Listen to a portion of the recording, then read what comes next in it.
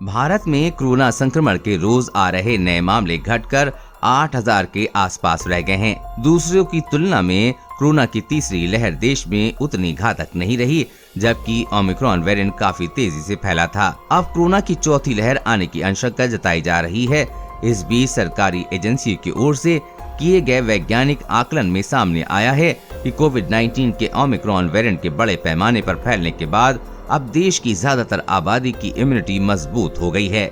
हमारे सहयोगी अखबार टाइम्स ऑफ इंडिया से एक वरिष्ठ अधिकारी ने बताया कि ऐसे में कोरोना वैक्सीन की बूस्टर डोज देने की जरूरत कम महसूस की जा रही है। हालांकि एक्सपर्ट की राय इससे अलग है।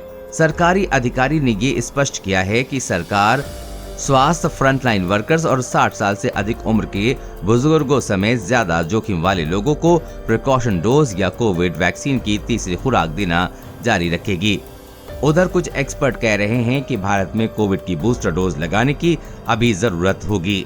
जरूरत क्यों नहीं, पहले ये समझिए। एक वरिष्ठ अधिकारी ने कहा है कि लगातार एंटीजेनिक एक्सपोजर से इम्यूनिटी मजबूत होती है।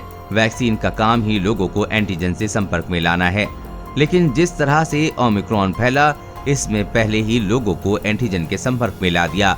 वहीं एंटीजन बीमारी से लड़ने में इम्यूनिटी प्रतिरोधक क्षमता विकसित करने में मदद करता है। अधिकारी ने कहा गया है कि ये एक नई डिजीज है और इसका कोई भी निश्चित पैटर्न नहीं है। दुनिया भर में इस पर चर्चा हो रही है। अधिकारी ने इस बात पर जोर देते हुए कहा कि कोरोना वैक्सीन की दूसरी खुराक लेने से पहले ही कई लोगों को संक्रमण हो गया, जिन्हें 3 महीने का इंतजार करना था। कुछ लोग ऐसे भी थे जिन्हें दोनों खुराक लगने के बाद भी संक्रमण हुआ और उन्हें अतिरिक्त इम्यूनिटी मिली। भारतीय आयुर्विज्ञान अनुसंधान परिषद जल्द ही वैक्सीन पर कुछ डेटा सामने रख सकता है। 10 जनवरी से अब तक देश में कुल 2 करोड़ प्रिकॉशन या बूस्टर डोज लगाई जा चुकी हैं।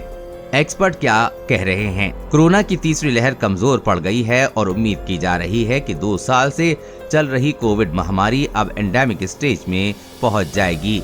हालांकि एक्सपर्ट का कहना है कि भारतीयों को कोविड-19 बूस्टर खुराक की जरूरत होगी।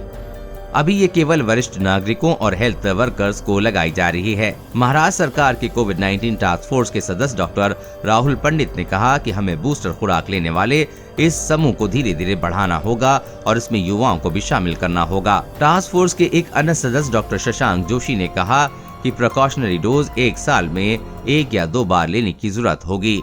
उन्होंने कहा कि भारत को कोविड वैक्सीनेशन रणनीति की जरूरत है।